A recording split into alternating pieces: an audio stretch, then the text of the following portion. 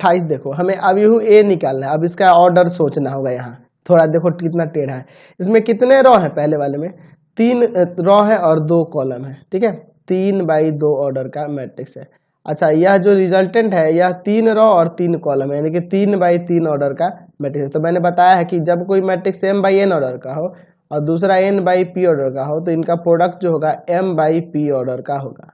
ठीक है, चलिए तो अब सोचो यहाँ से n का वैल्यू यहाँ पे क्या दिख रहा है 2 और p का वैल्यू क्या दिख रहा है 3, यानी कि ये जो मैट्रिक्स लेना होगा 2/3 ऑर्डर का लेना होगा। इसी के प्लेस में ना है, ये समझ रहे ना। दूसरा वाला मैट्रिक्स यानी ये जो मैट्रिक्स है यहाँ पे क्या होना चाहिए 2/3 ऑर्डर का, यानी जिसमें 2 रो और 3 कॉलम हो।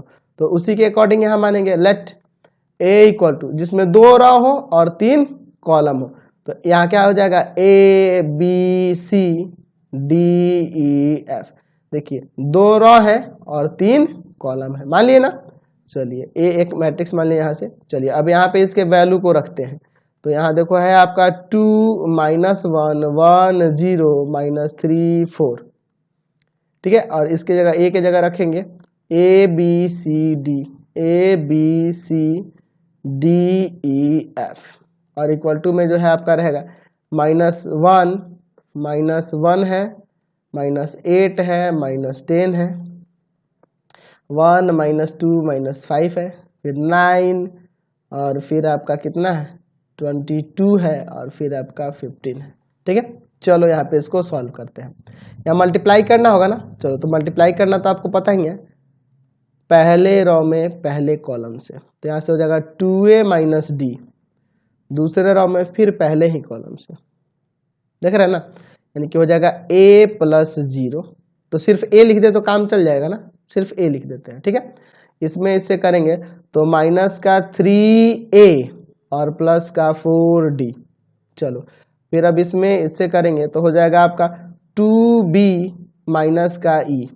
अब देखो 1 और 0 में इससे करेंगे तो आ जाएगा आपका b + 0, तो 0 नहीं लिखेंगे इसमें। चलो तो -3b + का 4e। चलो अब तीनों रो में एक एक करके तीसरे कॉलम से करेंगे तो 2c -का f। अच्छा अब देखो इसमें करेंगे 1 और 0 में दूसरे रो से तीसरे कॉलम में तो आ जाएगा आपका सिर्फ c + 0, तो c लिख दिए। तो इसमें से करेंगे तो -3c और +का 4f इक्वल टू जो है आप रख दो -का 1 -का 8 -का 10 1 -2 -5 9 22 15। ठीक है, अब देखो यहाँ से आपको सीधे दिख रहा है कि a = 1 हो जाएगा, कॉरस्पॉन्डिंग एलिमेंट देख लो, b = -2 और c = -5। a b c तो निकल गया। अच्छा अगर हमें d e f निकालना है तो इन तीनों को कॉरस्पॉन्डिंग इक्वल कर दो, 2a - d = -1। अच्छा और 2b - e = -8 और 2c - f = -10। ठीक है, कॉरस्पॉन्डिंग एलिमेंट इक्वल कर दिए। a का वैल्यू यहाँ 1 रख दो तो यहाँ हो जाएगा 2 - d = -1, ये जाके उधर माइनस का हो जाएगा, यानी -d = -3 माइनस काट दिए, d का वैल्यू जो है 3 आ गया, d का वैल्यू यहाँ से 3 आ गया। अब चलो यहाँ से चलते हैं दूसरे वाले के लिए। b की जगह -2 रखोगे तो यहाँ -4 हो जाएगा और का e = में का 8, ये माइनस वाला उधर जाके प्लस का हो जाएगा, यानी -e बराबर हो जाएगा का 4।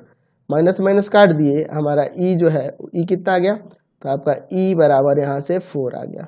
ठीक है, चलो अब यहाँ पे आओ, c का वैल्यू -5 तो का 10 का f = -10, तो ये जाके उधर प्लस का हो जाएगा, यानी -f बराबर 0, यानी f का वैल्यू आ गया 0।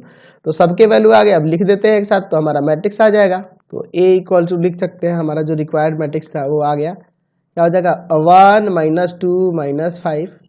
अच्छा d कितना है तो आपका 3, e कितना है 4 और f कितना है 0। ये आपका आंसर आ गया। चलते हैं नेक्स्ट क्वेश्चन पे, क्वेश्चन नंबर 30।